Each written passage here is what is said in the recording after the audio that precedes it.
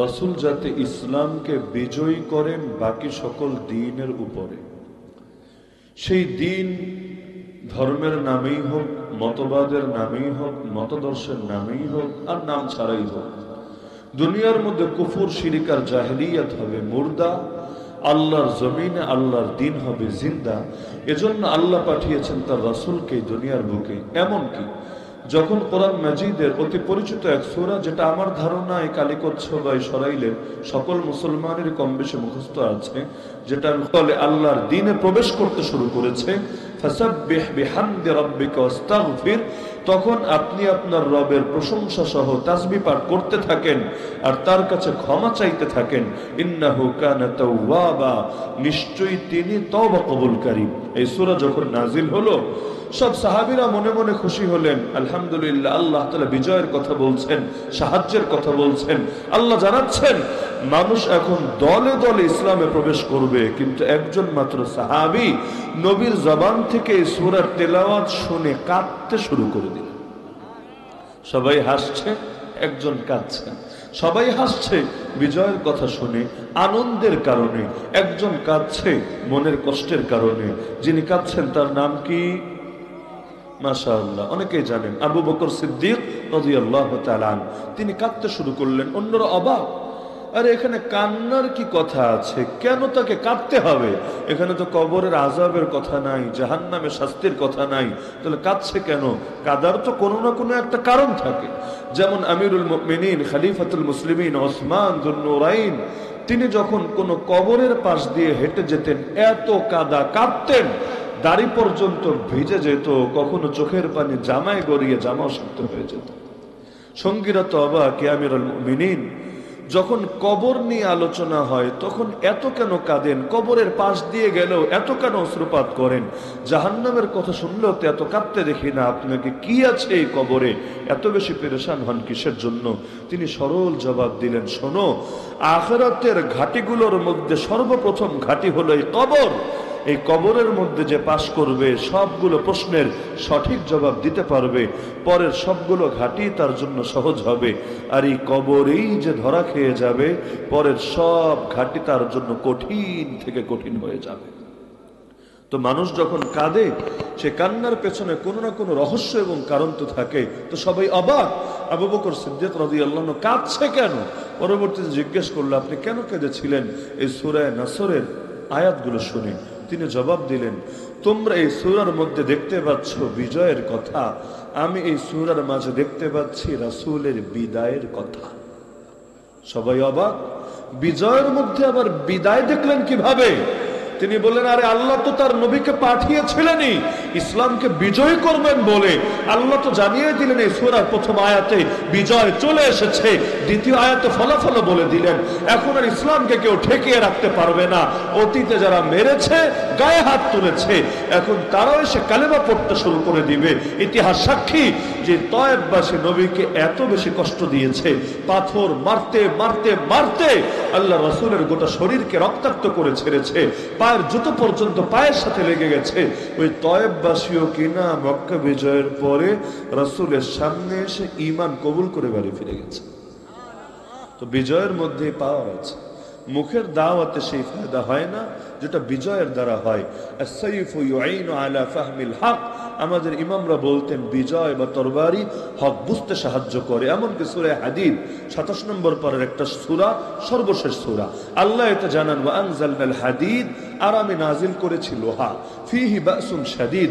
নাজিল করা মানে বুঝেন, উপর থেকে নিচে অবতরণ করাকে বলা হয় নাজিল করা। যেমন আল্লাহ কোরআন নাজিল করেছেন। কোরআন নাজিল করেছেন মানে কি? লৌহে মাহফুজ থেকে দুনিয়ার আসমানে, দুনিয়ার আসমান থেকে মানব জাতির উপরে অবতরণ করেছেন। তো আল্লাহ বলেন লোহা নাজিল করেছি। লোহা নাজিল করলে উপায় ছিল? বৃষ্টি নাজিল হয়, এতেই তো আমাদের অনেক সময় যখন আসমান থেকে বরফ পড়ে তখনই তো ওই শিলার কারণে অনেকে ব্যথা পেয়ে যায়। তা আসমান থেকে যদি এমনি লোহা নাজিল হতে থাকতো, মাথা কি আর আস্ত থাকতো? যে সময় নাজিল হতো, যেই কয়টা রাস্তায় আছে সবাই পটল তুলে ওই জায়গায় মরে পড়ে থাকতো। কিন্তু এখন লোহা নাজিল হয়েছে মানে কি? বাস্তবে তো লোহা উপর থেকে নেমেছে এমন না, বরং নিচ থেকে লোকে বের করে। তো নাজিল শব্দ কেন ব্যবহার করলেন? এর প্রতি সম্মান প্রকাশ অর্থে। যেমনি ভাবে কোরআনের ক্ষেত্রে শব্দ ব্যবহার করেছেন নাজিল করা, একইভাবে এর মর্যাদা বোঝানোর জন্য শব্দ ব্যবহার করেছেন নাজিল করা। ফিহি বাসুন শাদীদ, আল্লাহ বলেন লোহার মধ্যে আছে অনেক রণশক্তি, রণ মানে যুদ্ধ, লোহার মধ্যে আছে অনেক যুদ্ধের শক্তি। আর রয়েছে মানুষের জন্য অনেক উপকার। বিশেষভাবে আল্লাহ কেন দিয়েছেন লোহা জানো? আল্লাহ জানতে চান, আল্লাহ স্পষ্ট হতে চান, কে তাকে সাহায্য করে আর তার রাসূলদেরকে সাহায্য করে অদৃশ্যভাবে। আল্লাহকে দেখে নাই তাও সাহায্য করে, আল্লাহর সঙ্গে কখনো আলাপ হয় নাই সরাসরি তাও সাহায্য করে। তো গায়বী ভাবেও আল্লাহকে কারা কারা সাহায্য করে এটা দেখার জন্য আল্লাহ লোহা নাজিল করেছেন। এখন আপনি বলতে পারেন হুজুর কেন? লোহা দিয়ে তো খুনও করে, লোহা দিয়ে তো ডাকাতিও করে, লোহা দিয়ে তো অন্যায়ভাবে রক্তপাতও করে। হ্যাঁ করে। প্রতিটা জিনিসের ভালো ব্যবহারও থাকে, খারাপ ব্যবহারও থাকে। ভালো ব্যবহার করলে দাম বাড়ে, খারাপ ব্যবহার করলে উল্টোটা বাড়ে। লাকাদ খালাকনাল ইনসানা ফি আহসানি তাকওয়িম সুম্মা রাদাদনাহু আসফালা সাফিলিন। সূরা ৩ এর মধ্যে আল্লাহ বলছেন আমি মানুষকে সৃষ্টি করেছি সর্বোত্তম গঠনে, সর্বোত্তম গঠনে। চাঁদ আর কি সুন্দর, তার চাইতেও বেশি সুন্দর মানুষের গঠন। কিন্তু সুম্মা রাদাদনাহু আসফালা সাফিলিন, এরপর তাদেরকে ঠেলে দিয়েছি সবচেয়ে নিম্নতর নিকৃষ্টতর স্থানে। ইল্লাল্লাযীনা আমানু ওয়া আমিলুস সালিহাত, তবে ঈমানদার আর নেক আমলকারী বাদে। কারণ ঈমানদার আর নেক আমলকারী না যারা, তাদেরকে ফেলে দিবেন ধরে জাহান্নামে। যেই জাহান্নামে চাঁদ যাবে না, সূর্য যাবে না, দুনিয়ার বিভিন্ন কত কত মাখলুক, হাতি ঘোড়া আরো কত কত জীবজন্তু, কোনোটাই যাবে না। তো যেই মানুষ গেল জাহান্নামে, তো কুকুরের চাইতেও নিকৃষ্ট হয়ে গেল, শুয়োরের চাইতেও নিকৃষ্ট হলো। কারণ কোন কুত্তা জাহান্নামী হবে, কোন শুয়োর জাহান্নামী হবে? এ কারণে আল্লাহ তাদেরকে উল্লেখ করেছেন কোরআনে, উলাইকা হুম শাররুল বারিয়া, এরা হলো সৃষ্টি জগতের সবচাইতে নিকৃষ্ট প্রাণী। এমনকি আল্লাহ বলেন উলাইকা কাল আনআম, এরা হলো গবাদি পশুর মতো, চতুষ্পদ জন্তুর মতো। বাল হুম আদাল, বরং তার চাইতেও বেশি পথহারা। কারণ চতুষ্পদ জন্তুরা জাহান্নামী না, এরা জাহান্নামী। তো প্রতিটা জিনিসের ভালো ব্যবহার থাকে, খারাপ ব্যবহার থাকে। প্রথম মানুষকে বানানোর আগে আল্লাহ যখন বলেছিলেন আমি পৃথিবীতে খলিফা বানাতে চাচ্ছি, আপনারা জানেন সকলে, অন্তত এই এলাকার লোক না জানার কথা না, মুফতি আমিন রহমতুল্লাহ আলাইহির সঙ্গে যাদের স্মৃতি জড়িত, সেই সময় ফেরেশতারা কৌতূহল প্রকাশ করেছিল আল্লাহর সামনে। করে নাই? আপত্তি না, আপত্তি ভিন্ন জিনিস, কৌতূহল ভিন্ন জিনিস। আল্লাহর কথার সামনে আপত্তি উপস্থাপন করলে সে মালউন হয়ে যায়, অভিশপ্ত হয়ে যায়। যেমন ইবলিস, আল্লাহ বললেন সেজদা দে, তাকে বলেন নাই, ঢালাও ভাবে সবাইকে বললেন। সে বলল দিব না, দিতে পারবো না। কেন? জিবরিল পারলো, মিকাইল পারলো, ইসরাফিল পারলো, তুই কোন ক্ষেতের মূলা, কেন পারবি না? আল্লাহ আমি উত্তম, ও হলো অধম। নাউযুবিল্লাহি মিন যালিক, আনা খায়রুম মিন। কেন উত্তম? খালাকতানি মিন নারি ওয়া খালাকতাহু মিন তিন, আমাকে বানিয়েছো আগুন দিয়ে, ওকে বানিয়েছো মাটি দিয়ে। তো কি হয়েছে? আগুন দিয়ে বানালেই কি, মাটি দিয়ে বানালেই কি? দামি হবে সে যাকে দামি বানাবেন আল্লাহ। ইন্না আকরামাকুম ইনদাল্লাহি আতকাকুম, তোমাদের মধ্যে আল্লাহর কাছে সবচাইতে সম্মানিত সে যার দিলে আল্লাহর ভয় সবচাইতে বেশি। মাটিও কাউকে দামি বানায় না, আগুনও কাউকে দামি বানায় না। দামি হয় সে যাকে দামি বানান আল্লাহ। তা আপত্তি করেছে, ফলাফল আল্লাহ জাহান্নামে বানিয়ে ছেড়েছেন। ফেরেশতারা আপত্তি করলে ওদেরও পরিণতি একই হতো। আপত্তি করে নাই। আপত্তি ভিন্ন জিনিস, কৌতূহল ভিন্ন জিনিস। প্রশ্ন সবসময় এক ক্যাটাগরির প্রশ্ন হয় না। দেখবেন হুজুরদের কাছে যারা প্রশ্ন করে দুই রকম প্রশ্নই পাবেন। একদল প্রশ্ন করে বেয়াদবি করতে, ঝামেলা পাকাতে, ফিতনা সৃষ্টি করতে, আরেক দল প্রশ্ন করে কৌতূহল প্রকাশার্থে, রহস্য জানার জন্যে। এক ধরনের প্রশ্ন করলে জ্ঞান বাড়ে, আরেক ধরনের প্রশ্ন করলে এটা বেয়াদবের খাতায় তার নাম তোলে। তো ফেরেশতারা কৌতূহল প্রকাশ করেছিল কয় পয়েন্টে? জাস্ট দুইটা পয়েন্টে। একটা যে আলু ফিহা মান ইউফসিদু ফিহা ওয়া ইয়াসফিকু দিমা, হে আল্লাহ আপনি কি এমন জাতি বানাতে যাচ্ছেন যারা পৃথিবীতে গিয়ে ফাসাদ ছড়াবে আর রক্তপাত ঘটাবে? অপরাধ তো মানুষ কতই করে, কিন্তু দুইটা জিনিস তারা হাইলাইট করলো, যারা ফাসাদ ছড়াবে, রক্তপাত ঘটাবে। মানুষ রক্তপাত ঘটায় কেন? রাগের কারণে। ফাসাদ ছড়ায় কেন? চাহিদার কারণে। মানুষের মধ্যে দুটো জিনিস আছে যা ফেরেশতার মধ্যে নাই। মানুষের মধ্যে রাগ আছে নাকি নাই? রাগের কারণে খুনোখুনি পর্যন্ত হয়, রাগের কারণে কত ধরনের কাজ হয়, এগুলো আমার চাইতে আপনাদের ভালো জানা আছে। আবার চাহিদা, দুনিয়া যত চুরি বলেন, জিনা বলেন, ডাকাতি বলেন, রাতের ভোট বলেন, দুর্নীতি বলেন, বিদেশে সম্পদ পাচার বলেন, ভাইয়ে ভাইয়ে অনেক সময় একজন আরেকজনকে বিভিন্নভাবে ক্ষতিগ্রস্ত করা বলেন, মিছে মামলা দেওয়া বলেন, বহুত কিছুর পেছনে চাহিদা জড়িয়ে থাকে। সেই চাহিদা চোখের চাহিদা হোক, কানের চাহিদা হোক, মুখের চাহিদা হোক, পেটের চাহিদা হোক, হৃদয়ের চাহিদা হোক, লজ্জাস্থানের চাহিদা হোক, এমনকি দুনিয়ার অধিকাংশ পাপই চাহিদার কারণে হয়ে থাকে। তো এই চাহিদাগুলো কি ফেরেশতাদের আছে? তাদের তো চাহিদা থাকলে খাওয়াও লাগতো, তাদের বিয়ে শাদিও করা লাগতো, কিন্তু ফেরেশতাদের না খাওয়ার চাহিদা, না ঘুমের চাহিদা, না স্ত্রীর চাহিদা, না কোনো কিছুর চাহিদা, তারা চাহিদার ঊর্ধ্বে। এ কারণে আল্লাহ সৃষ্টি করার পর থেকে চিরকাল ইবাদতেই পড়ে থাকে। কেউ সদা সর্বদা কিয়ামে, কেউ সদা সর্বদা রুকুতে, কেউ সদা সর্বদা সেজদায়। এমনকি আমরাও যেভাবে কাবা তওয়াফ করি, তারাও আসমানে বাইতুল মামুর তওয়াফ করে, সপ্তম আসমানের উপরে। এমন এক ঘর 70,000 ফেরেশতা ডেইলি তওয়াফ করে। একবার যারা করে কিয়ামতের আগে আর সিরিয়ালি ভাই। তো রবের এত বেশি মাখলুক, তো এদের ভেতরে চাহিদাও নাই, রাগও নাই। তো এখন মানুষ চাহিদার কারণেও কিছু কাম ঘটায়, আবার রাগের কারণেও কিছু কাম ঘটায়। সব গুনাহের মূল উৎস বলা হয় দুটোকে, একটার নাম অহংকার আর একটার নাম চাহিদা। রাগও কিন্তু আসে অহংকারের কারণে।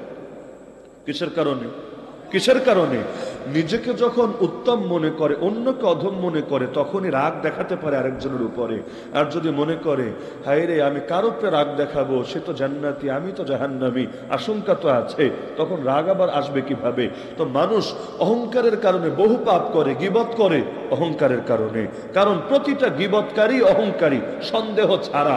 কারণ গীবত তখনই করবে যখন নিজেরে মনে করবে শ্রেষ্ঠ, আরেকজনকে মনে করবে অধম। নিজেরই যদি অধম মনে করে, আরেকজনের দোষ ধরবে কিভাবে? আরে চালুনি চিনেন আপনারা? চালুনি, চালুনি তো বলে। চালুনি যদি শুইরে বলে কিরে তোর পেছনে ছিদ্র কেন, তাহলে শুয়ের জন্য এটা হাসির বিষয় হবে না? তুই আমার পেছনে একটা ছিদ্র এটাই দেখলি, আর তোর যে গোটা অস্তিত্বটাই ছিদ্র এটা দেখলি না। তো এখন চালুনি যদি শুইরে বলে তোর পেছনে ছিদ্র কেন, এর দ্বারা কিন্তু চালুনির নিজের মানই কমবে। সব জায়গায় ভাব দেখালে মান বাড়ে না। হাতি যদি পিঁপড়াকে বলে আয় খেলা হবে, এখন যদি এই ডায়লগ মারে, এতে হাতির ইজ্জত বাড়বে না কমবে? আরে বাড়বে না কমবে? নিঃসন্দেহে কমবে। তবে পিঁপড়ার ইজ্জত আবার ঠিকই বাড়বে। বলবেন কেমনে? এক জিনিসের দ্বারা, এক কথার দ্বারা দুই জিনিস আবার কেমনে সাব্যস্ত হয়? হ্যাঁ হয়। আমি আপনাকে আলু দেখায় বললাম দোস্ত এটার নাম কি কও দেখি, আপনি বললেন চিনি তো, এটার নাম পটল। দেখালাম কি? আলু। নাম কি বললেন? পটল। এর দ্বারা একটা জিনিস প্রমাণিত হয়নি, দুইটা জিনিস প্রমাণিত হয়েছে। কি কি জানেন? এক নম্বরে আলুও চেনেন না, দুই নম্বরে পটলও চেনেন না। কোন একটা যদি চিনতেন তাহলে এই মহাভুলটা আপনি করতেন না। তো এখন হাতি যদি পিঁপড়ারে বলে আয় খেলা হবে, এর মানে হাতি খেলোয়াড় খুঁজে পাচ্ছে না, কারণ আরেক হাতির সঙ্গে লাগার মতো গরজ আর মুরত তার নাই। জানে ওখানে লাগলে আজ তুই থাকবে না। তো সবার লগে সবাই গরম দেখায় না। এখন জানে পিঁপড়া ওরে পাড়া মারলে, আরে এক পিঁপড়া হাজার পিঁপড়া মুহূর্তে ভ্যানিশ হতেও সময় লাগবে না। তো দুর্বলের লগে মাস্তানি দেখানোর মধ্যে কোনো কৃতিত্ব কাজ করে না। 33 বছরের ধামরা যুবক যদি 3 বছরের ছেলেরা বলে আয় লাগ আমার সাথে, কত শক্তি আছে তোর, দেখে ছাড়বো, তাহলে এটা হাস্যকর বিষয় ছাড়া কিছু হবে না। এই ইন্ডিয়ার মাথা মোটা তথাকথিত দাদা বাবুরা যখন মাস্তানি দেখে আমাদের সাথে, তখন এটা হাস্যকর বিষয় ছাড়া কিছু হয় না। এতই যদি তোদের হ্যাডম থাকে, তুই গিয়ে মোল্লাদের সঙ্গে লাগ না, তখন কত ধানে কত চাল বুঝে আসবে। কারণ এই ইন্ডিয়া যারা হতে চায় আগামীতে দ্য গ্রেট ইন্ডিয়া, এই অঞ্চলের ইসরায়েল আর কি। ইসরায়েল যেমন ফিলিস্তিনকে গিলে খেয়েছে, গাজার পশ্চিম তীর বাদে বাকিটা তো খেয়ে ছেড়েছে, এখন গাজার পশ্চিম তীরকেও খাবে, এজন্য ময়দানে নেমেছে। ওরা দ্বিরাষ্ট্রীয় বিশ্বাসী না, এক রাষ্ট্রে বিশ্বাসী। এমনকি অতীতে ওদের এক প্রেসিডেন্ট খালি চুক্তি করেছিল ইয়াসির আরাফাতের সাথে এই মর্মে, তোরাও থাক তোদের মতো, আমরাও থাকি আমাদের মতো, আমরা মেনে নিলাম তোদের রাষ্ট্রে, তোরা মেনে নে আমাদের রাষ্ট্রে, তোরাও অ্যাটাক দিস না, আমরাও অ্যাটাক দিব না, উভয় দল সুখে থাক। কেন এই চুক্তি করলো? যদিও এই চুক্তিটা অযৌক্তিক, কারণ এই জমিন ফিলিস্তিনিদের, এই জমিন এই ইহুদিদের না। ওরা উড়ে এসে জুড়ে বসেছে, এখানের মুসলমানদেরকে ঘর বাড়ি থেকে উচ্ছেদ করেছে। তো দখলদার যারা, ওদের ব্যাপারে ফয়সালা একটাই, ওদেরকে আগে বিদায় করা হবে, তারপর বোঝাপড়া হবে। তো এই ফিলিস্তিনের জমিন মুসলমানদের, আল্লাহর ঘর, এই প্রথম কেবলা বাইতুল মাকদিস মুসলমানদের, এর উপর ওদের কোনো অধিকার নাই, না কোরআনের দৃষ্টিতে, না হাদিসের দৃষ্টিতে, না ইসলামের দৃষ্টিতে, না ফতোয়ার দৃষ্টিতে, এমনকি এটা নিয়ে ইখতিলাফেরও কোনো সুযোগ নাই। তো তারপর এই চুক্তিটা কেন করেছে? এজন্য তার দেশের জনগণরাই ওই প্রেসিডেন্টকে প্রকাশ্য পাবলিক প্লেসে সেমিনার চলাকালে প্রকাশ্যে গুলি করে মেরে ফেলেছে। ওরা চায় কি? চায় দ্বিরাষ্ট্র না, চায় হলো পুরোটা মিলে একটা হবে। শুধু এতটুকুই না, বরং দরিয়ায় ফোরাত থেকে নিয়ে দরিয়ায় নীল পর্যন্ত, খায়বার থেকে নিয়ে কেনান পর্যন্ত পুরো অঞ্চলের উপর অখণ্ড রাজত্ব কায়েম করবে, যেটার নাম হবে দ্য গ্রেট ইসরায়েল, নাউযুবিল্লাহ মিন যালিক। যেটা করবে ওদের মাসিহ দাজ্জালের নেতৃত্বে। স্বপ্ন দেখতে তো টাকা লাগে না? অনেক পুরুষ যেমন মনে মনে বেডি হওয়ার স্বপ্ন দেখে, শরীফরাও শরীফা সাজার স্বপ্ন দেখে, তো স্বপ্ন দেখতে তো টাকা লাগে না? কিন্তু স্বপ্নটা দুঃস্বপ্নে পরিণত না হলে চলে। এই দিন দিন নয়। বাবরি মসজিদ ভেঙে রাম মন্দির বানিয়ে 22 জানুয়ারি উদ্বোধন করেছে, মনে মনে মহা খুশি। মুসলমানরা দেখে একটা মিছিলই করলো না, লং মার্চও করলো না, প্রতিবাদও করলো না, বাস্তবে কিছু হয় নাই। আর যদি মুফতি আমিনীরা থাকতো, অবশ্যই ওই দিন কিছু না কিছু একটা হতো। কিন্তু আমাদের আকাবিররাও নাই, আর আমরাও কত কাজে ব্যস্ত হয়ে পড়েছি, এত সময় কই। এখন 22 জানুয়ারি চলে গেল, আজকে ইতিমধ্যে 3 ফেব্রুয়ারি হয়ে গেছে, কিন্তু বাবরি মসজিদ ভেঙে যে রাম মন্দির গড়েছে, এটা নিয়ে কোনো কথা বলার সময় আমাদের নাই। এত পরিমাণ ব্যস্ততায় আমরা রত হয়েছি। ফলাফল, সারা দুনিয়ার মুসলমানদের নীরবতাকে পুঁজি করে গত 3 দিন আগে আর একটা মসজিদ, নামটা মনে রাখবেন, জ্ঞান বাপি মসজিদ, জ্ঞান বাপি মসজিদ বানারসে অবস্থিত। এই মসজিদের ব্যাপারেও বানারসের কোর্ট রায় দিয়েছে, এখন থেকে এর বেসমেন্টে পুজো চলবে। মসজিদ কি পূজার জায়গা না ইবাদতের জায়গা? কারো ইখতিলাফ আছে নাকি এখানে? কিন্তু মসজিদের বেসমেন্টে পূজা চলবে, রায় দিয়ে দিয়েছে। বলবেন কিসের ভিত্তিতে? ভিত্তি যেটা বাবরি মসজিদের বেলায় ছিল, এখানেও একই আছে। বাবরি মসজিদের বেলায় ওরা এই আপত্তি তুলেছিল, এর নিচে নাকি আগে মন্দির ছিল, মানে মূলত এটা মন্দির ছিল, মুসলমানরা ভেঙে মসজিদ বানিয়েছে, সুতরাং তারা এখন আবার ভেঙে এটাকে মন্দিরে পরিণত করেছে। যদিও একটা সুনিশ্চিত অকাট্য প্রমাণ দিতে পারে না এর পক্ষে। প্রত্নতত্ত্ববিদরা গবেষণা করে খালি এই রিপোর্টটা সাবমিট করেছে যে হ্যাঁ, এখানে একসময় একটা স্থাপনা ছিল, একটা নির্মাণ ছিল, একটা বিল্ডিং ছিল। তো বিল্ডিং তো থাকতেই পারে, কিন্তু সেটা কি ঘর, না মার্কেট, নাকি অন্য কিছু, না মন্দির, এর পক্ষে কোনো অকাট্য প্রমাণ দিতে পারে নাই। তো বাংলায় বলে না, জোর যার, তো জোর যার মূল্যক তার। এখন মূল্যক যেহেতু ওদের, এখন কার কি বা বলার আছে? আরে যে 2019 নভেম্বরে রায় দিয়েছে, কোর্ট বন্ধ ওই দিন, নামকে হস্তে কোর্ট একটা বসিয়ে, আবার কোর্ট বসানোর আগে প্রধান বিচারপতি, পুলিশ প্রশাসন সবার সঙ্গে বৈঠক করে সব আগে সিদ্ধান্ত গিয়ে খালি ঘোষণা একটা দিয়ে দিয়েছে, আর করুণা দেখিয়েছে মুসলমানকে, শোন এখানে তো আর নামাজ পড়তে পারবি না, এটা এখন আল্লাহর ঘর না, শয়তানের ঘর হবে। তবে তোদেরকে আর বিনিময় হিসেবে 5 একর জায়গা দিলাম, দয়া করে ভিক্ষা দিলাম, ওটাতে গিয়ে তোরা মসজিদ বানিয়ে নে। ভারতের মুসলমানরা থু মেরে তাদের এই প্রস্তাবকে ফেলে দিয়েছে, কারণ মসজিদ ভাঙার বিকল্প এটা না যে আরেক জায়গায় গিয়ে আরেকটা মসজিদ বানিয়ে নেবে।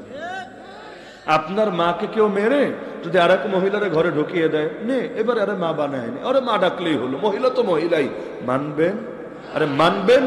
মানবেন তো নাই, উল্টো এই প্রস্তাব শুনলে আরো বেশি তেলে বেগুনে জ্বলে উঠবেন, এবং যতদিন পর্যন্ত ওর প্রাপ্য বুঝিয়ে না দেবেন, ততদিন দিলের আগুন নিভবে না।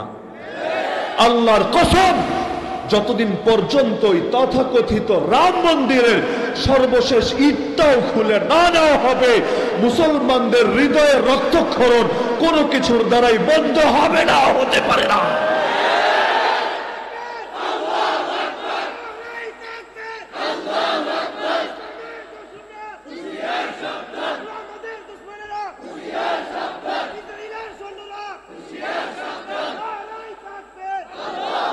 কিসের 5 একর আর 50 একর, গোটা দুনিয়াও যদি দিয়ে দেয়, আল্লাহ তাআলার ঘরের 1 ইঞ্চি জায়গাকে শয়তানের ঘরে পরিণত করার বিনিময় হিসাবে, বিকল্প হিসাবে মুসলমান কিছুতেই সম্মত হবে না এই প্রস্তাবে। সবকিছু টাকা দিয়ে, জমি দিয়ে কেনা যায় না। আপনাদের যাদের মা জিন্দা আছে, যদি এমন হয় আল্লাহ আপনাকে অনেক টাকা দিয়েছেন, কোটি কোটি টাকার মালিক, গিয়ে বাসায় মারে বললেন, মা ছোটবেলায় অনেক কষ্ট করেছো আমার জন্য, অনেক, এখন আল্লাহ তো আমাকে অনেক টাকা দিয়েছে, তোমার ওই ছোটবেলার যত দয়া মায়া আছে, বিশেষ করে যত দুধ আমাকে খাইয়েছো, এর বিনিময়ে কয় টাকা দিলে তুমি খুশি হবে? এই প্রস্তাব যদি দেয় কোনো সন্তান, এমন একজন মা আমাকে দেখাতে পারবেন যে এই প্রস্তাবে খুশি হবে? আরে সন্তান টাকা অফার করছে, টাকা, টাকা কার না লাগে? আমার লাগে, আপনার লাগে, সবার লাগে। টাকাটা দুনিয়াতে অনর্থক না, বরং টাকার প্রয়োজন আছে। কিন্তু 1000 কোটি টাকাও যদি মাকে অফার করে দুধের বিনিময় হিসাবে, মা তো খুশি হবেই না, অন্তর ছিঁড়ে বদদোয়া বের হয়ে আসবে। তো বাবরি মসজিদ ভেঙেছে অজুহাত তুলে যে নিচে নাকি মন্দির ছিল। এখন জ্ঞান বাপে মসজিদের বেলাও একই অজুহাত দাঁড় করিয়েছে, নিচে নাকি মন্দির ছিল। একটা অকাট্য প্রমাণ না, একটা নেই। কিন্তু প্রমাণ তো লাগে না, জোর যার মূল্য তার। শুধু দুটো না, আরো কত ডজন মসজিদ যে তালাবদ্ধ হয়ে আছে, এর খবর আমরা রাখি না, রাখার সময়ও যেন নাই আমাদের। তো ইন্ডিয়া, ওরাও স্বপ্ন দেখো ইসরায়েলের মতো, ওরা হবে দ্য গ্রেট ইন্ডিয়া, সেটার নাম হবে রাম রাজ্য। 8টা দেশ মিলে হবে একটা মহারাষ্ট্র। কোন 8 দেশ? ইন্ডিয়া তো আছে বাংলাদেশ, পাকিস্তান, মিয়ানমার, নেপাল, শ্রীলঙ্কা, ভুটান, আর একটা মজার নাম, সাম্রাজ্যবাদের গোরস্থান খ্যাত আফগানিস্তান। যে আফগানিস্তানকে খেতে এসে ব্রিটিশও ডাব্বা মেরেছে, যেটাকে খেতে এসে সোভিয়েত ইউনিয়নের নাম নিশানাই দুনিয়া থেকে হারিয়ে গেছে। 1980 থেকে 1989 9 বছর খুব এসকোনিয়া যুদ্ধ করেছে, কিন্তু এই ঠেলা সামলাতে না পেরে 92-93 দিকে সোভিয়েত ইউনিয়নের নামই দুনিয়া থেকে হারিয়ে গিয়েছে। আমেরিকা খুব লাফাতে লাফাতে, ল্যাংজা নাচাতে নাচাতে খেলতে নেমেছিল। খেলার বড় শখ জাগলে কি করবে? গায়ে কারেন্ট বেশি হলে কই গিয়ে প্রয়োগ করবে, খুঁজেই তো পায় না। কি বলতে না কি বলে, দেখেন না আমাদের দেশের লোকেরাও বলে আমরা করোনার চাইতেও বেশি শক্তিশালী। তো কত শক্তিশালী আল্লাহ তো দেখিয়ে দিয়েছেন। গেল কই এত শক্তি? শক্তি থাকলে এত ঠেলা গেল কিসের জন্য? এক ধাক্কা দিয়ে তো করোনারে বিদায় করে দেওয়া দরকার ছিল। আমেরিকাই কাইত হয়ে গেল, দিল্লি কাইত হয়ে গেল, আর আমরা বাঙালিরাই যদি ভাব ধরি করোনার চাইতেও শক্তিশালী, এর চাইতে হাস্যকর বিষয় কি হতে পারে? তো এখন আমেরিকাও নেমেছিল, একা না, ওর বান্ধবীদেরকে নিয়ে 50টা দেশের মিলে একসাথে নামলো। ন্যাটো জোট তো আছেই। 19টা বছর পর্যন্ত এত লড়াই, এত সংগ্রাম, এত রক্তপাত। এখন এক পর্যায়ে গিয়ে দেখে না, ছাইরা দেমা কাইন্দা বাঁচি, আরে আর ভিক্ষা লাগবে না, কুত্তা ঠেকা, তাড়াতাড়ি ইজ্জতটা নিয়ে যাইতে দে এখান থেকে। এখন যাবে কেমনে? যে হালত, যেতে পারবে না, সবার লাশ যাবে। ভাবলো একটা চুক্তি মুক্তি কইরা কোন রকম মান-ইজ্জত নিয়ে যাই। চুক্তি করলে অন্তত গালি দিবে না লোকে যে হেরেছে, বলবে চুক্তির কারণে সরে এসেছে। তাও চুক্তি করেছে মজার একটা দিনে, 29 ফেব্রুয়ারি। 4 বছর পর পর দিনটা আসবে, যাতে করে আঘাতের কথাটা একটু কম মনে পড়ে। না হলে দিবস তো আবার অনেকে পালন করে না। দিবস আসলে তো স্মৃতিগুলো মনে পড়ে। যেমন 5ই মে আসলে আপনাদেরও স্মৃতি মনে পড়ে নাকি পড়ে না? ডিসেম্বরের 12 তারিখ আসলে একজনের বিদায়ের নাম এবং কথা মনে পড়ে নাকি পড়ে না? দিবস পালনের জন্য না, কিন্তু দিনগুলো আসলে স্মৃতিটা, ঘাটা বারবার তাজা হয়। এমন একটা দিন বেছে নিল 4 বছর পর পর যাতে ঘাটা তাজা হয়, 3 বছর অন্তত মান-ইজ্জতটা বাকি থাকে। কোন 29 ফেব্রুয়ারি তার প্রত্যেক বছর আসে না। যে এখন চুক্তি করে গেল, কিন্তু জঙ্গির লগে আবার চুক্তি করে কেন? জঙ্গির লগে যে চুক্তি করে ও তার বড় জঙ্গি। লাস্টে এসে বলল, সরি থুক্কু, আমাদের বুঝতে ভুল হয়েছে, আসলে ওরা জঙ্গি না, ওরা হলো সশস্ত্র স্বাধীনতাকামী বিপ্লবী মুক্তিযোদ্ধা। তো বুঝলি 19 বছর আগে বুঝলি না? 1.5 যুগের অধিক সময় লাগলো বুঝতে। আসলে বোঝে নাই, বোঝানো হয়েছে। মায়ের উপরে ওষুধ নাই, ঠ্যাঙ্গানি খেয়ে সব ঠিক হয়ে গেছে। তো এখন আমেরিকায় যেখানে কাইট, এখন দাদা বাবুরা গরুর মুত খেয়ে আর গোবর খেয়ে এত সাহস হয়ে গেছে, এখন লাগতে যাবে তাদের সাথে 8 দেশ মিলে একটা মহাদেশ বানাবে। আবার ওটার সংবিধান কি হবে, ম্যাপ কি হবে, সব কিছু পাবলিক প্লেসে ঘোষণা দিয়ে দেখিয়ে দিয়েছে। বহুত ভালো কথা। আমরা তো দুর্বল, দুর্বলের সঙ্গে লেগে নিজেদের বীরত্ব দেখানোর মধ্যে কোনো কৃতিত্ব নাই। এতই যদি হ্যাডম থাকে, একবার লাগতে যাও না, তোমাদের গরুর গোবরে আর মুতে কত শক্তি আছে আমরাও দেখতে চাই। কিন্তু ওরা জানে পাগলা হইল, মাথা জায়গা মতো ঠিক আছে। কারণ আমাদের মাথাগুলো নির্দিষ্ট একটা রুলস ফলো করে চলে। কিছু লোক আছে রাগী, হুদাই রাগ করে, আছে না, কারণে অকারণে। এই যে রমজান আসছে কয়দিন পর, আসরের পরে গিয়ে জিজ্ঞেস করবেন চাচা কেমন আছেন, জব তো দিবেই না, উল্টো খেপা গিয়া বলবে চুপ থাক, এখন কি ফাওয়ালাপের টাইম নাকি। এমন রাগ করে নাকি করে না, আছে। কিন্তু কপালে একটা রিভলভার তাক করে বলবেন চাচা কেমন আছেন, রাগ তো করবেই না, উল্টো একেবারে দেখবেন আবেগ, এস্ক, প্রেম সব যেন জাহের হয়ে যাচ্ছে। এমনকি প্যান্ট ভিজিও আপনাকে স্বাগত জানালেও জানাতে পারে। তো চেতনা সবসময় জাগ্রত হয় না একভাবে। প্যান্ট চিপায় যখন পরে তখন সুর এমনি যায় নরম হয়ে, আর যখন ভাবে থাকে তখন যেন ডানা মেলে মেলে আকাশে উঠতে থাকে। তো হাতি যদি পিঁপড়ারে চ্যালেঞ্জ দেয়, এতে হাতির ইজ্জত কমে, পিঁপড়ার ইজ্জত বাড়ে। হাতির কমে এ কারণে, লাগতে গেল কার সাথে, আর সঙ্গে কেউ আর মেলে, পিঁপড়ার ইজ্জত বাড়লো কেমনে। এত এত জীবজন্তু থাকতে পিঁপড়ার দিকে নজর পড়লো কেন রে, তার মানে মুই কি হনু রে।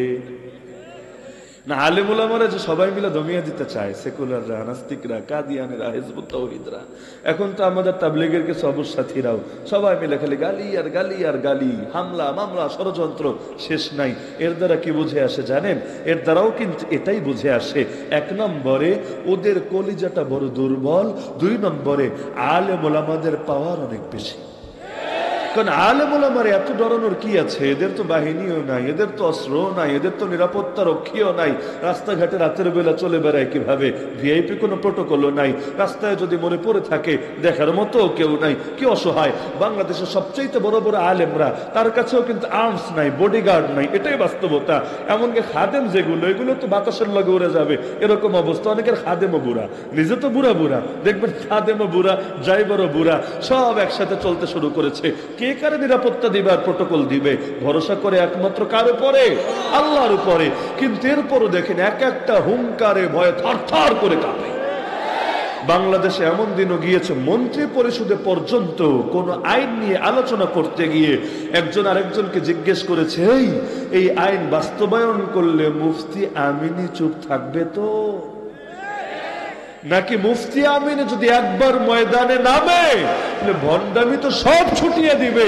এমনকি সেই প্রসিদ্ধ র্যান্ড কর্পোরেশন, আমেরিকার থিঙ্ক ট্যাঙ্ক, বাংলাদেশের মুসলমানদেরকে নিয়ে যে বিস্তারিত রিপোর্ট প্রতিবেদন প্রকাশ করেছিল, এটা তো বেশ আগের কথা, ওই সময় লিখেছিল বাংলাদেশের একজন মানুষের নাম বড় করে, যে বাংলাদেশের বিপ্লব আর আন্দোলনের অগ্রদূত হিসাবে নাম তার মুফতি আমিনী।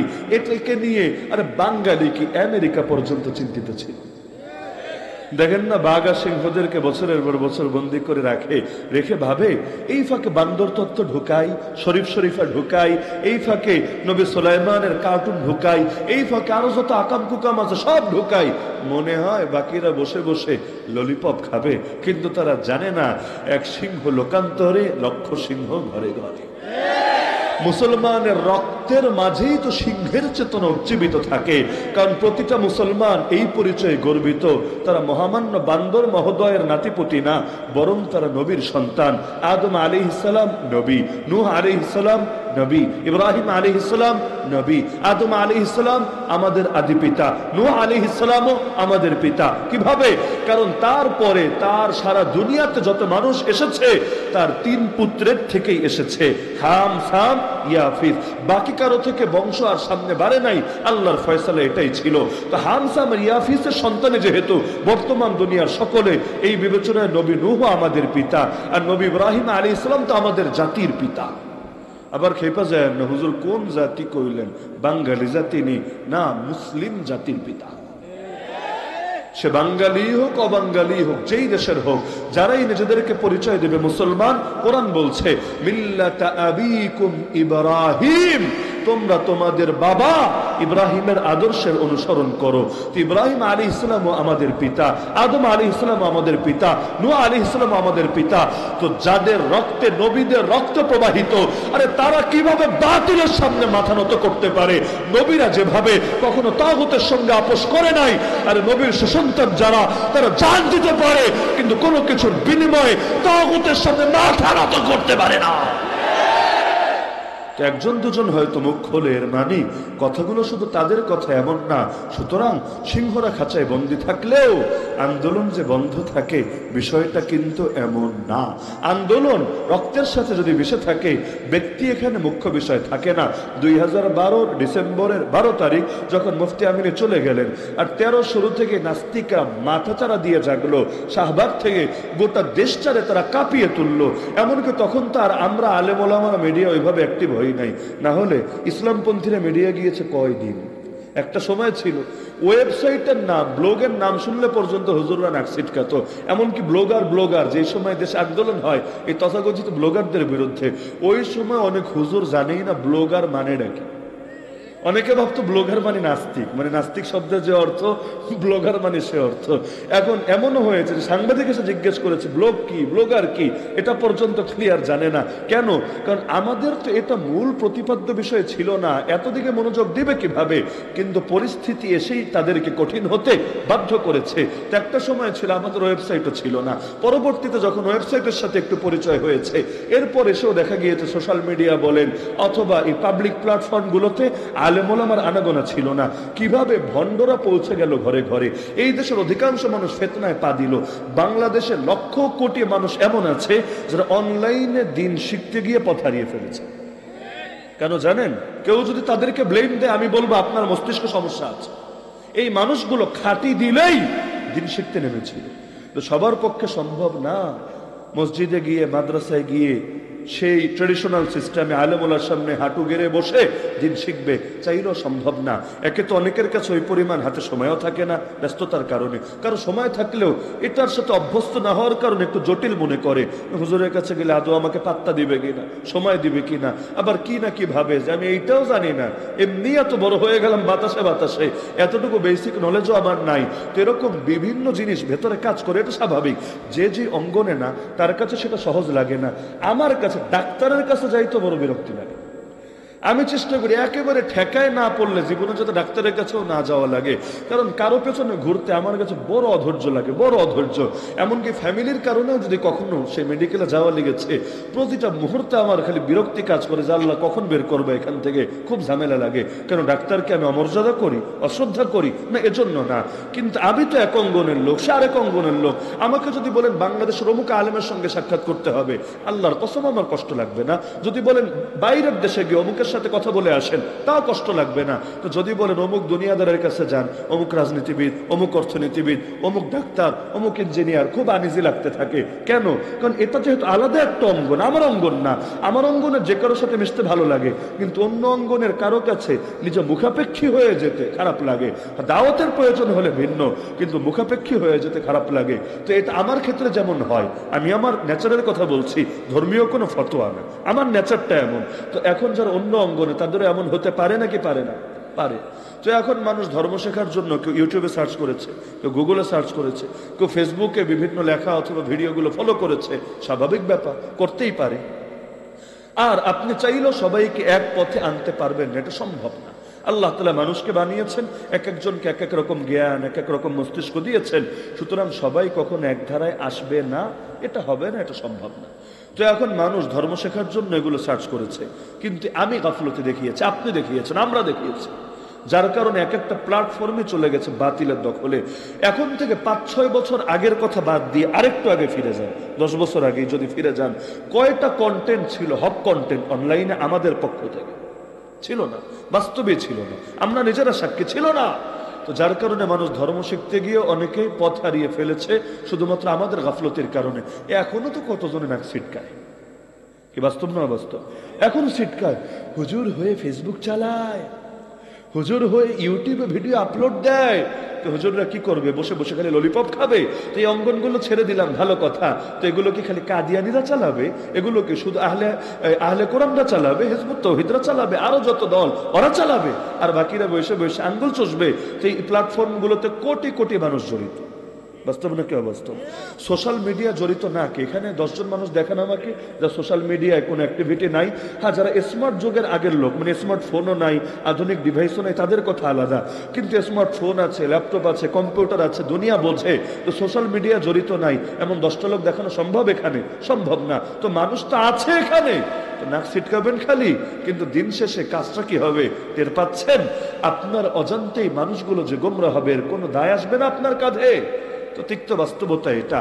তো এখন 2012 সালে যখন মুফতি আমিনে চলে গেলেন, 13 সালে আমরা নিজেরাও, তখন যেহেতু রাজধানীতে পড়াশোনা করি, আর ছাত্র জামানায় তো জানেনি, এখন এর চাইতেও কিন্তু চেতনা বেশি থাকে, এটাই বাস্তবতা।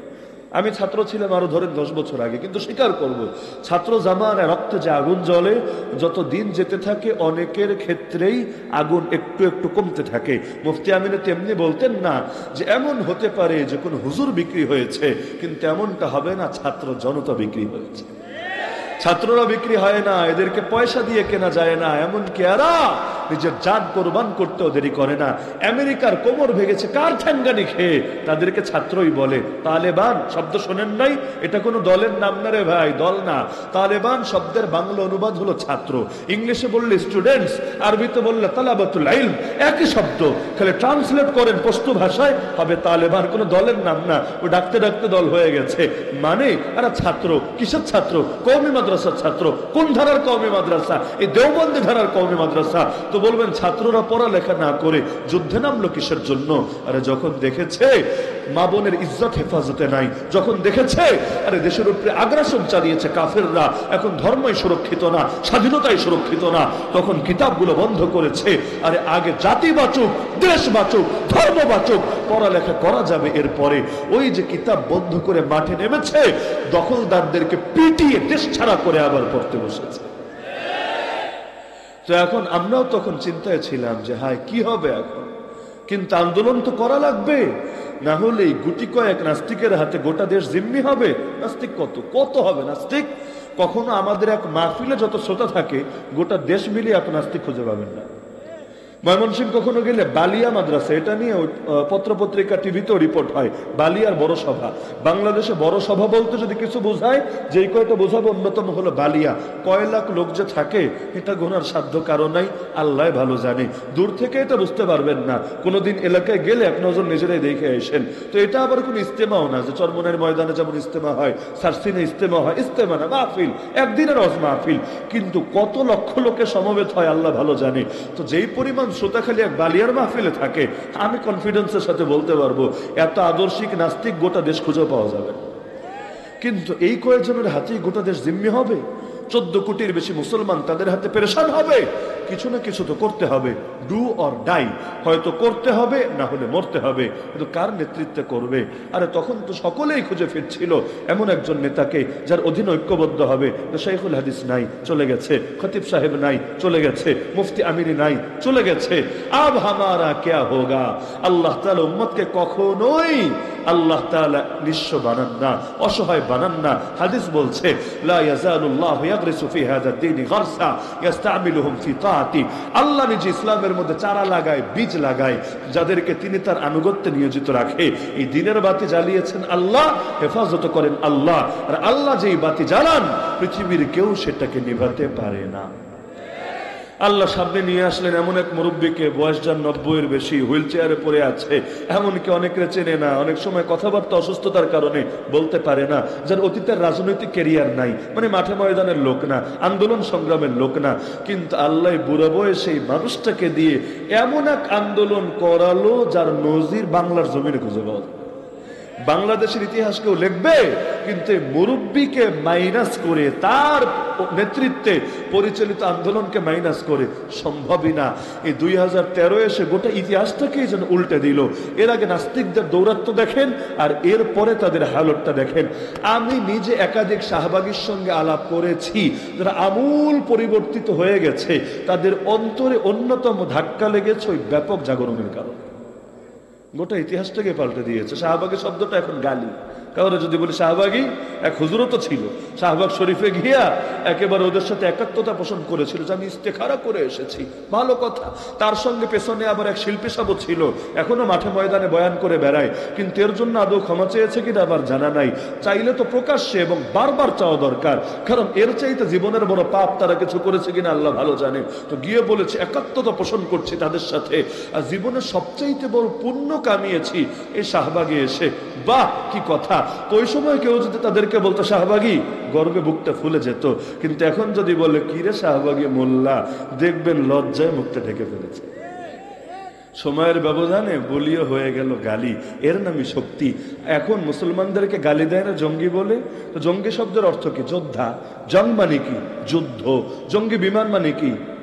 যুদ্ধের সঙ্গে জড়িত বিমান, নাকি জঙ্গিবাদে জড়িত বিমান? জঙ্গি বিমান মানে কি? জঙ্গিবাদে জড়িত বিমান, তাহলে রিমান্ডে নেন, জেলে দেন না, বলবেন যুদ্ধের সঙ্গে জড়িত বিমান। তো জঙ্গি শব্দটা কিন্তু খারাপ ছিল না, জঙ্গি শব্দ ছিল বীরত্বের শব্দ, সাহসিকতার শব্দ। কারণ দুনিয়ার সবকিছু কিন্তু খারাপ হয় না। আপনারা শিয়াল বললে খেপবেন, বাঘ বললে কিন্তু খেপবেন না, যদিও শিয়ালও জানোয়ার, বাঘও জানোয়ার। যদি বলি চোখ দুটো হরিণের মতো সুন্দর, মহা খুশি হবেন, ও আচ্ছা তাই নাকি, সত্যি? তো যদি বলি টিকটিকির মতো, তেলাপোকার মতো, ইঁদুরের মতো, খুশি হবেন না, বেজার হবেন, অথচ সবই প্রাণী। তো জঙ্গি মানে যোদ্ধা।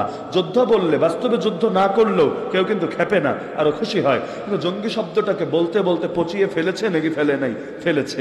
কিন্তু এখন যদি মুসলমান প্রতিশোধ নেওয়ার জন্য বলে ঠিক আছে, তোদের চোখে যদি জিহাদি হয় জঙ্গিবাদ, আর মুজাহিদ মানে হয় জঙ্গি, ঠিক আছে, এখন থেকে সবাই আমরা স্বঘোষিত নামের সাথে লিখবো জঙ্গি, পারলে আমাদেরকে এবার জঙ্গি বল দেখি।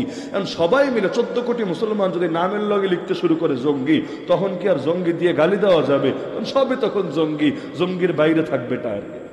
তো যে কোনো গালিরে বুলি বানাতে বেশি সময় লাগে না, খালি হিম্মত করলেই চলে, হিম্মত করলেই ব্যাস অটো এটা চেঞ্জ হতে থাকে। তো এখন আল্লাহ তাআলা এই নেতৃত্বকে কায়েম করলেন, এক পর্যায়ে তিনি চলে গেলেন, কায়েদে মিল্লাত আল্লামা বাবুনগরীর নেতৃত্বে আসলেন। অথচ 13-র আগে বাবুনগরী নাম শুনেছে কয়জন বলেন? আমার মাদ্রাসায় যারা পড়েছে আমাদের মতো এদের কথা বাদ, আমরা উস্তাদদের মুখ থেকে শুনেছি, কারণ আমাদের উস্তাদরা অনেকে হাটহাজারে পড়াশোনা করেছেন। তো তাদের উস্তাদ যেহেতু তিনি, তো দাদা উস্তাদের নাম তো শুনি। কিন্তু আপনারা সাধারণ মানুষরা 13 সালের আগে আল্লামা বাবুনগরী নামে একটা লোক আছে, কয়জন শুনেছেন? শোনে নাই। কিন্তু আল্লাহ তাকে এমন এক নেতৃত্ব বানিয়েছেন যার নেতৃত্বের প্রতি সকলে শ্রদ্ধাশীল হতে বাধ্য এবং সবাই বলতে বাধ্য, এমন একটা নেতৃত্বের বড় প্রয়োজন বাংলাদেশে ছিল। আজও পর্যন্ত সবাই তাকে স্মরণ করে কাঁদতে বাধ্য হয়। এ কথাও তো কতজনকে বলতে শুনেছি। যদিও যদি শব্দটা অতীতের ব্যাপারে ব্যবহার করতে নাই, তো অনেকে বলে যে যদি আর কিছুকাল হায়াত পেত, আল্লাহ তাআলা তার দ্বারা এই অঞ্চলে আদর্শিক একটা বিপ্লব ঘটিয়েছেন। এরপর যারা ছিল ময়দানে তারাও চলে গেল কারাগারে, কিন্তু এতে ভেবেছে বাতিলরা এই ফাঁকে আকাম যা করার কইরা নেই। কিন্তু ওরা জানে না আল্লাহর দিন কখনো ব্যক্তির প্রতি মুখাপেক্ষী না। ব্যক্তি চলে যায়, দিনের মরণ কখনো হয় না। না হলে নবী যেদিন চলে গেছেন ওদিন ইসলাম শেষ হতো, কিন্তু হয় নাই। বরং যতদিন যাচ্ছে মুসলমানের সংখ্যা বাড়ছে আর বাড়ছে। ফলাফল আমাদের সিংহরা কারাগারে বন্দী, তাতে কি? এখন সকলে মিলে অঘোষিত ভাবে ঐক্য করে ময়দানে নেমে গেছে। এই যে শিক্ষা ব্যবস্থা নিয়ে গত বছর সবাই প্রতিবাদ করেছে নাকি করেনি? কে কোন সার্কেলের বিষয় না, সর্বঘরানার সব শ্রেণীর লোকেরা প্রতিবাদে ফেটে পড়েছে, এই বছরও ফেটে পড়েছে। যদি এটা কোনো দলের ব্যানার হতো, আমি নিশ্চিত দুইটার যে কোনো একটা হতো। ওই দলের নেতা যারা হয়তো নিয়ে জেলে ঢুকাতো, অথবা কিনে ফেলতো। কেনাটা সহজ, কিনে ফেললে আর ঝামেলা থাকে না। হয়তো কিনে পঙ্গু বানিয়ে ছাড়তো, অথবা জেলে ঢুকাতো। কিন্তু আলহামদুলিল্লাহ সুম্মা আলহামদুলিল্লাহ, যখন নির্দলীয় ভাবে আন্দোলন চলে, আপনিও দল না, আমিও দল না, কেউ দল না, প্রত্যেকে নিজের জায়গা থেকে প্রতিবাদ করে, কারে ধরবে, কারে কিনবে, আরে কারে কি করবে, জেলেও এত জায়গা দেয় নিয়ে সবাইরে ভরবে, বাধ্য হয়ে তখন নতি স্বীকার করা লাগেই লাগে। তো চাচ্ছিল দুর্বল করতে, কিন্তু শক্তি বাড়ছে নাকি বাড়ছে না? আরে বাড়ছে নাকি বাড়ছে না? মুফতি আমিনের 3 বছরের বেশি এক ঘরে করে রেখে লাভটা কি হলো? মুফতি আমিনের মরার পরে আন্দোলনে তো ভাটা পড়ে নাই, উল্টো আন্দোলনকে আল্লাহ চাঙ্গা করে দিল। এজন্যই বলা হয় ইসলাম জিন্দা হোতা হয় আর কারবালাকে বাদ, কারবালার প্রান্তরে হুসাইনকে শহীদ করা যায়, কিন্তু হুসাইনের রক্তের প্রতিটা ফোঁটা লক্ষ কোটি মুজাহিদকে নতুন করে জাগিয়ে দিয়ে যায়, তাদেরকে দমানো যায় না। ফিলিস্তিনের এক একটা শিশু বাচ্চার ইমানের পাওয়ার দেখেন, আর নিজের ইমানটাকে তার সঙ্গে মিলান। আপনার বিবি কি সাক্ষ্য দেবে ওখানের এক একটা শিশু বাচ্চার ইমানে যে পাওয়ার আছে, আমার মতো নওজোয়ানের ইমানেও সেই পাওয়ার নাই। তো ইসলামকে মেরে মেরে মেরে কখনো দমানো যায় না, উল্টো যত মারে তত তার শক্তি বাড়ে। তো বলছিলাম প্রতিটা জিনিসের দুই রকম ব্যবহার থাকে, ভালো ব্যবহার, খারাপ ব্যবহার। রাগ খারাপ, শাহওয়াত চাহিদা খারাপ, এগুলো মানুষকে জাহান্নামী বানিয়ে ছাড়ে, কিন্তু আল্লাহ এগুলো দিয়ে মানুষকে দিলেন দামি বানিয়ে। এখন ফেরেশতা জান্নাতে যাবে না, কিন্তু আমি আপনি জান্নাতে যাব। এখন এই শাহওয়াত একদিকে খারাপ, কিন্তু আরেক দিকে ভালো জায়গায় ব্যবহার করলে অনেক ভালো। শাহওয়াত না থাকলে মানুষ বিয়েও করতো না, শাহওয়াত না থাকলে কামাই রোজগারও করতো না, কামাই রোজগার যদি না করতো, পরিশ্রম না করতো, দুনিয়া চলতো কিভাবে? বিয়ে শাদী যদি না করতো, প্রজন্ম সামনে অগ্রসর হতো কিভাবে? তো এই যে আল্লাহ তাআলা দুনিয়াকে জারি রেখেছেন, এমনকি স্ত্রীর সঙ্গে যদি মেলামেশা করেন, এতেও আপনার আমলনামায় সওয়াব লেখা। নামাজ পড়লে যেমন সব, স্ত্রীর সঙ্গে মেলামেশা করলেও সব, স্ত্রীর মুখে পানি তুলে দিলে, খাবার তুলে দিলেও সব, এমনকি স্ত্রীর সঙ্গে দৌড় প্রতিযোগিতা করলে, পর্দা রক্ষা করে, সবার সামনে না আবার। এখন তো কাপল ব্লগও বানায়, দেখো হাই ফ্রেন্ডস, আমরা কেমনে কেমনে ঘুরে বেড়াই, কই যাই, কি খাই, নাউজুবিল্লাহ। মানে মানুষের ন্যূনতম কমন সেন্সও যদি মরে যায়, তখন সে এই পর্যায়ে নেমে আসে। অন্য মহিলার লগে কি করলো না করলো ওইটা আলাদা, নিজের বউরে কিভাবে গোটা জাতির সামনে উপস্থাপন। দাইয়ুস কারে বলে? আল্লাযী লা গায়রাতা লাহু আলা আহলিহি।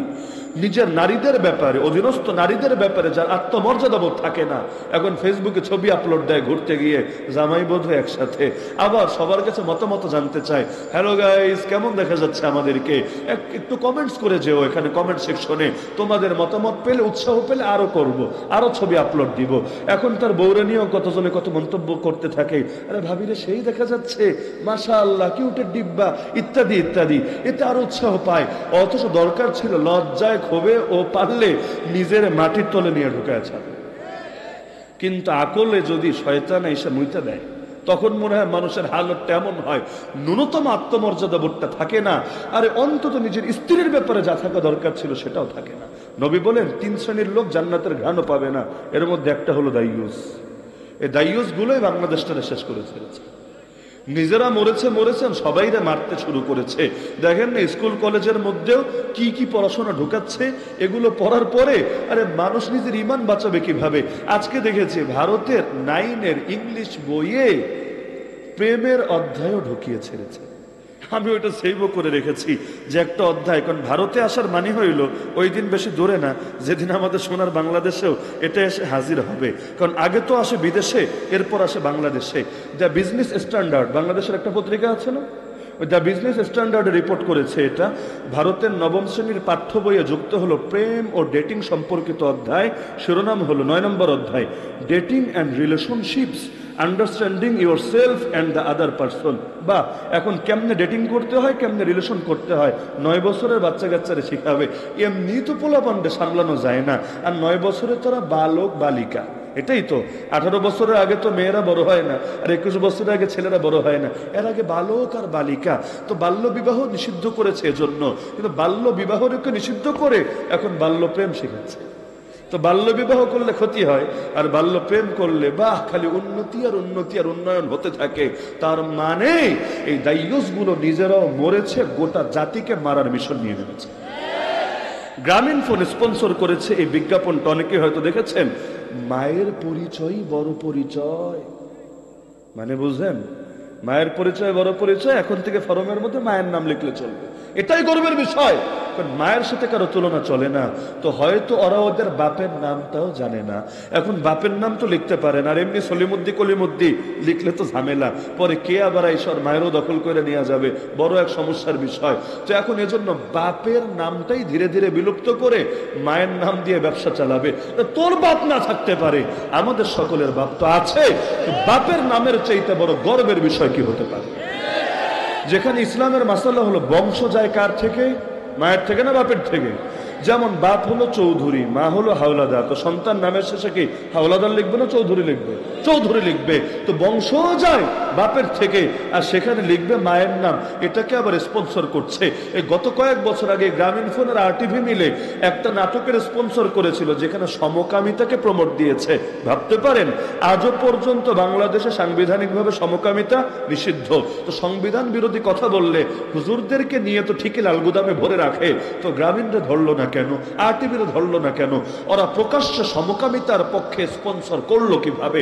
এমনকি এটা নিয়ে ক্ষমা চেয়েছে, এমন কোন জিনিস আমার নজরে আজও পড়েনি। এমনকি এখন এই মাছরাঙ্গা টেলিভিশন তো ট্রান্সজেন্ডারের পক্ষেই দালালি শুরু করে দিয়েছে। ছেলে হবে মেয়ে, মেয়ে হবে ছেলে। মনে হয়েছে বাহ, মগের মুল্লুক, এখন তারে মাইনা নিতে হবে। এখন মনে হয়েছে বলেই আর এই মাছরাঙ্গা টেলিভিশনের প্রধান পৃষ্ঠপোষক যারা, মূল পরিচালক যারা, ডাইরেক্টর যারা, মূল দায়িত্বশীল যারা, এখন ছেলেরা গিয়ে যদি দুষ্টুমি করে বলে আজ রাতটা তোমার মেয়ের সাথে থাকতে দিতে হবে, কারণ আমিও মনে মনে মেয়ে, সুতরাং মেয়ে থাকবে মেয়ের সাথে, এত আপত্তির কি আছে? ছেলেরা ছেলের সাথে থাকে না? আরে মাদ্রাসার মধ্যে, স্কুলের মধ্যে, ছাত্রাবাসে হাজার হাজার ছেলে থাকে, সমস্যার কোনো ব্যাপার না। তা আজ রাত আমি থাকবো তোমার মেয়ের সাথে, তুমি বাধা দেওয়ার কোন অধিকারী রাখো না। এ দাবি করলে মানবে? তো নিজের বেলায় 16 আনা আর অন্যের বেলায় 4 আনাও না, এর চাইতে বড় ফাজলামি কিছু হতে পারে না। তো সুতরাং প্রতিটা জিনিসের ভালো ব্যবহারও আছে, খারাপ ব্যবহারও আছে। ভালোটা করলে দাম বাড়ে, কিন্তু খারাপটা করলে বরবাদে যাওয়া লাগে। তো বলছিলাম, ফিরে আসে সেই মূল কথায়, আল্লাহ রসুলকে পাঠিয়েছেনই ইসলামকে বিজয়ী করার জন্য। তো সেই ইসলামকে বিজয়ী করা লাগবে নাকি লাগবে? কারণ ইসলাম বিজয়ী না হলে কেউ শতভাগ প্র্যাকটিসিং মুসলিম হতে পারবেন না, হওয়া সম্ভবই না। আল্লাহ যেখানে বললেন ইসলামে ঢোকো পুরোপুরি, উদখুলু ফিস-সিলমি কাফা, কেমনে ঢুকবেন? মসজিদে আসলে ইসলাম মানবেন, কোর্টে গেলে ইসলাম কেমনে মানবেন? ইসলামী আইন আছে, যদি না থাকে ওখানে গেলে তো ইসলাম শেষ। আয়াতের উপর আমল হবে কিভাবে? রাজনীতি করতে গেলে কেমনে ইসলাম মানবেন? অর্থনীতি করতে গেলে কেমনে ইসলাম মানবেন? ব্যাংকে গেলে কেমনে ইসলাম মানবেন? শেয়ার মার্কেটে গেলে কেমনে ইসলাম মানবেন? আরে অধিকাংশ ক্ষেত্রেই তো ইসলাম মানা যায় না। ব্যক্তি জীবনের কিছু সাইড বাদ দিলে, পারিবারিক বলেন, সামাজিক বলেন, রাষ্ট্রীয় বলেন, রাজনৈতিক, অর্থনৈতিক, বিচার আচার, আইন কানুন, কোন ক্ষেত্রে মানা যায় ইসলাম? এমনকি বাচ্চা কাচ্চাগুলোরে মুসলমানই রাখা যায় না। ডাক্তার বানাতে গেলে আগে নাকি বেঈমান বানাতে হবে, ইঞ্জিনিয়ার বানাতে গেলে আগে নাকি বেঈমান বানাতে হবে। ওদেরকে শিক্ষাতে হবে তো ওদের বাপ হইল বান্দর, ওদেরকে শিখাতে হবে যেমনি মনে চায় সেমনি জৌরাচার করতে পারিস। নাউযুবিল্লাহি মিন যালিক। এমনকি 8 ইংলিশ বইয়ে নবী সুলাইমানের কার্টুন পর্যন্ত শিখিয়েছে বাচ্চাদের। একটা ইংলিশ কবিতা লিখেছে, ডাইন পাশে নবী সুলাইমানের কার্টুন, বাম পাশে রানী বিলকিসের কার্টুন। আমাকে বলেন, নবীর কার্টুন আঁকা জায়েজ আছে? নবীর কার্টুন যদি কেউ আঁকেও দুনিয়াতে বেঁচে থাকার অধিকার রাখে। নবীর সামনে যারাই বেয়াদবি করে, গালি দিলেও বেয়াদবি, কার্টুন আঁকলেও বেয়াদবি, একটাই সাজা, সরতন সে জুদা, সরতন সে জুদা। তারা দুনিয়াতে আর টিকতে পারবে না, মৃত্যুদণ্ড দিয়ে ওদেরকে কবরস্থানে পৌঁছে দিতে হবে।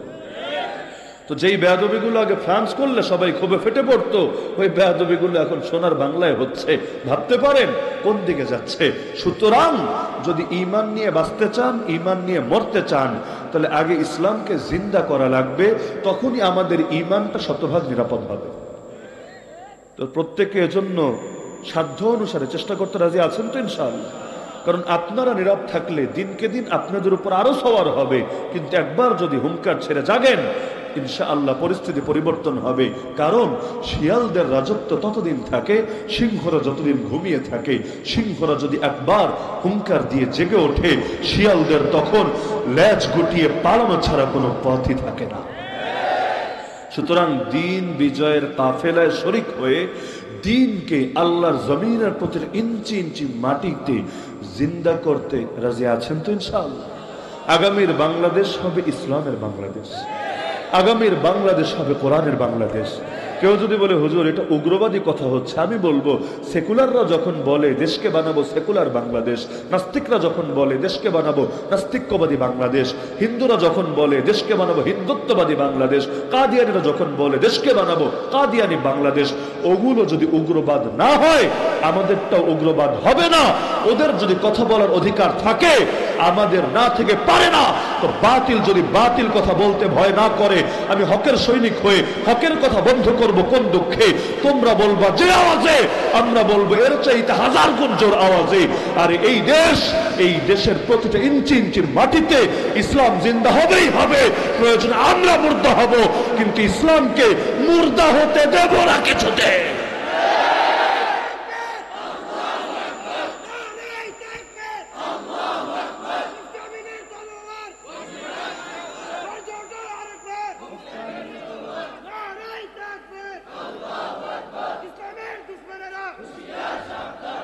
আল্লাহ তাআলা আমাদের আজকের এই মাহফিলকে কবুল করুন। যে মাদ্রাসা এবং পাঠাগারের যৌথ উদ্যোগে এই মাহফিলের আয়োজন, আল্লাহ তাআলা মাদ্রাসা এবং পাঠাগারকে কবুল করুন।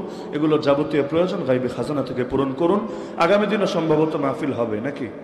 আল্লাহ তাআলা আগামীকাল শেষ দিন, আগামীকালের মাহফিলকেও কামিয়াব করুন। আমিন। ওয়া আখিরু দাওয়ানা আলহামদুলিল্লাহি রাব্বিল আলামিন।